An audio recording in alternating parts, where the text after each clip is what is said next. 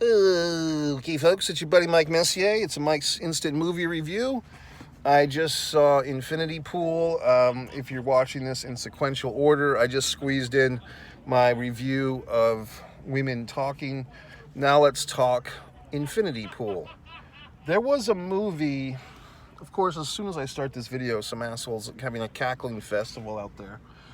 There was a movie a couple of weeks ago. Someone's got like an RV or something that looks pretty nice, like a trailer, like one of those things you live in. Condominium on wheels.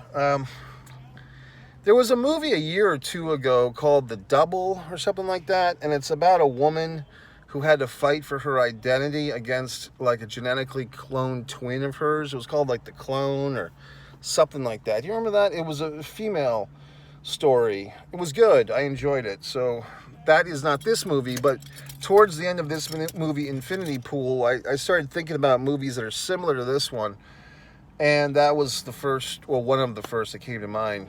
Actually, another movie came to my mind early in this experience, which was A Clockwork Orange, believe it or not, which is a classic.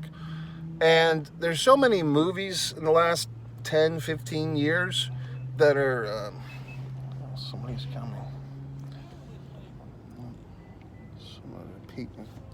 Hold on. No, I have to do this. Hold on.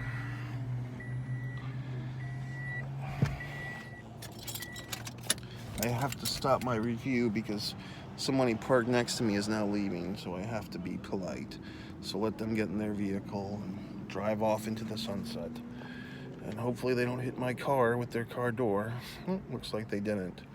Jacksonville people get very uptight. I once like barely, touched the person's car next to me with my car door, and they were like, "Hey, did you chip my car?" So I mean, in New England, you just smash people's doors, boom, boom, boom. It's part of the fun. But here, it's like people get all worked up about it. In any event, look at that nice sky. So let's move forth. Infinity Pool. What did I think? Yeah, it's directed by a Cronenberg.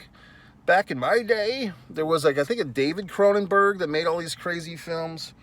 I'm assuming this is his child. I don't think it's the same Cronenberg, but it is a pretty fucked up film. And in the last 15 years, what I was saying is there's been so many fucked up films, so many head trips of a movie. The movie Wolf I reviewed a couple of years ago about the species gender thing. So many movies are head trips or mind trips or whatever the fuck trips. And this one is just one of many, but this one does, at least for today, stand out, if nothing else, because of, I would say, the new queen of horror, undisputed in my book, Mia Goth, coming off Pearl, and I guess she was in the sequel or the sister film of Pearl. Was that XXX or X-rated or whatever the fuck? But in this thing, Pearl, Mia Goth, I mean, she comes on screen, and at this point, I know her name. She's no longer one of these actresses like, oh, I think I saw her in something, or oh, isn't that? Nope, it's Mia fucking Goth. And I started thinking about her career. She's really a great actress. Very sexy look. Who was that woman? Shelley in the fucking Shining. There was also Shelley Duvall. Was that her that was in The Shining and Popeye? Well, this Mia Goth is kind of like facially could be her niece or her granddaughter or something, but just very sexy. Okay, so Mia Goth is in this thing. The lead guy, I can't remember ever seeing him before, but I'm sure he's been in a million things. I'm sure he's in some TV show that I don't watch. And then there's all these other characters. And so what's this movie about, you might be wondering? Well, all these fucking people. There's this couple. It's not Mia Goth. It's the lead guy and some other chick. They're on a vacation. They're married, apparently. It's revealed later that he's a... By the way, should you see this movie? Yes, you should. If you can stand horror. If you can't stand horror, don't go see it, okay? But if you like horror, go see this one. So there's this couple. He's a writer. He's written one book. Her daddy is a fucking publisher. So she's from money. Apparently he's living off of her money because his book didn't sell too well. I can relate to that because you people don't buy my books, MikeMessier.com. Scroll to the bottom and get yourself a copy of one of my fucking books, Fight or Play Basketball, A Distance from Avalon, etc. So that struck a little close to home. So they're on this vacation, etc., etc. And then it's like, what happens next? Well, it's in another country, by the way, some made-up country. They meet this couple, and it's Mia Goth. So she's in the other couple, and she's got like kind of this, kind of sophisticated French or something boyfriend, Mediterranean boyfriend. And she starts flattering our main guy there, saying, hey, I read your book, blah, blah, blah. He's like, oh, you're the one? Like he's all shocked. So then they have like the whole two couples thing. And if you've gone to movies, Bob and Carol and Ted and Alice and so on and so forth, whenever you have two couples, it's always like, uh-oh, there's going to be some partner trading or some intrigue here. It's never like just two couples go out on a double date and then they shake hands at the end of the night. It's always like one of the couple members is trying to fuck the other couple member, you know what I mean? So we get into that, and then they're at this resort, this whole fucking movie, and then they decide to go out on a night on the town to escape from the resort, so to speak. And apparently they're not supposed to leave the resort, but they do leave the resort, and they go and they get a little drunk, and a little sexual activity happens. I won't give it away.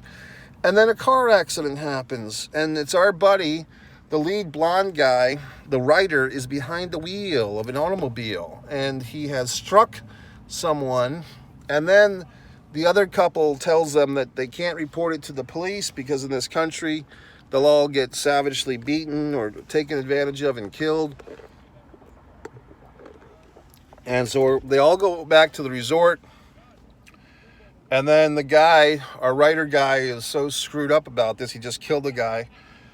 He goes to bed. He wakes up. The police are pounding on his door. And off we go into the movie. So now we're headed down the rabbit hole. Our writer friend finds out that he's going to pay the price for this accident.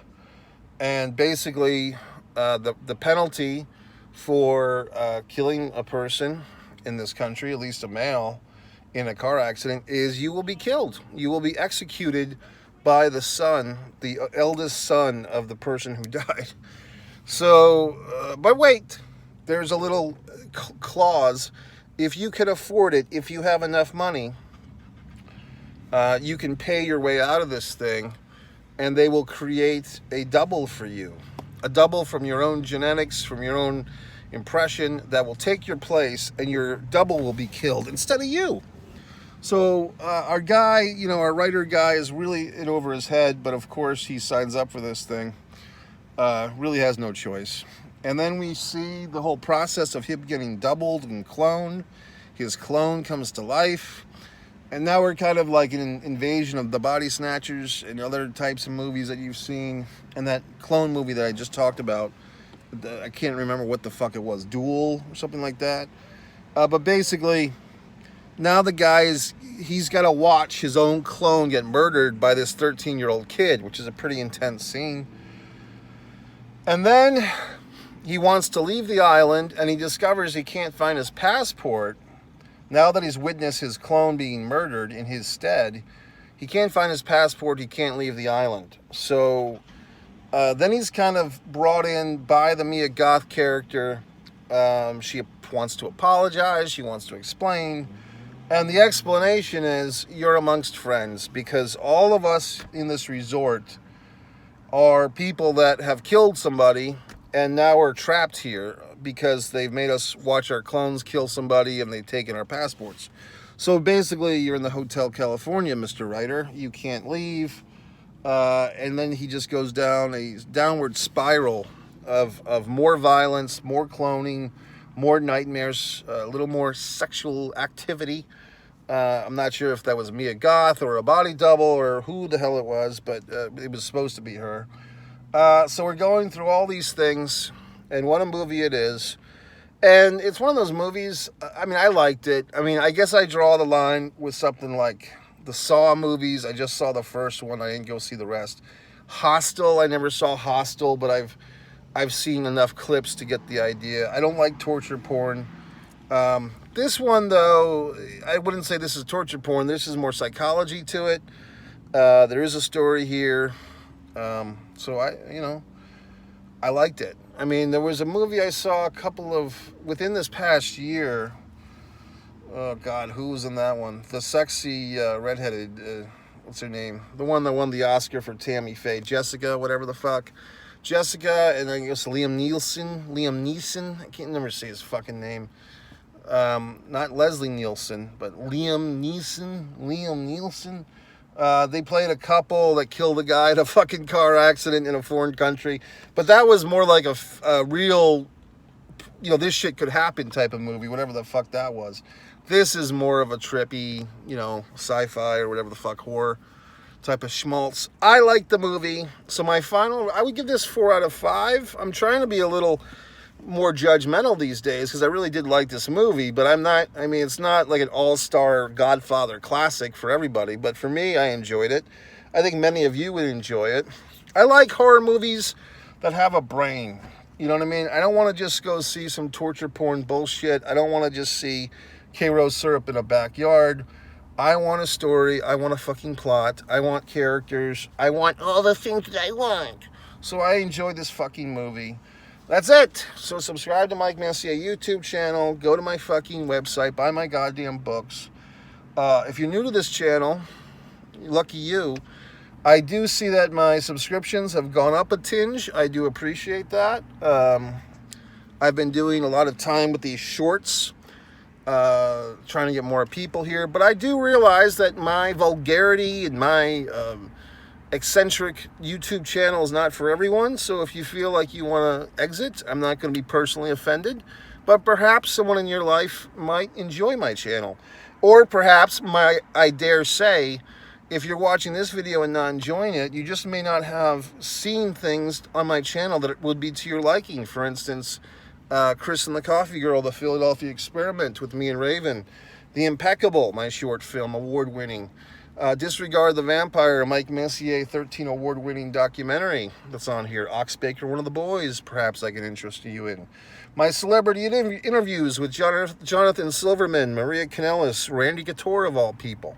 So all these wonderful things are right here on my YouTube channel for your enjoyment, but it's up to you to go to the fucking playlist and click around and find the videos that you would enjoy. I mean, I can't come into your house magically and start typing your computer for you. All right, folks, that's it. Subscribe to Mike Messier YouTube channel. Good movie.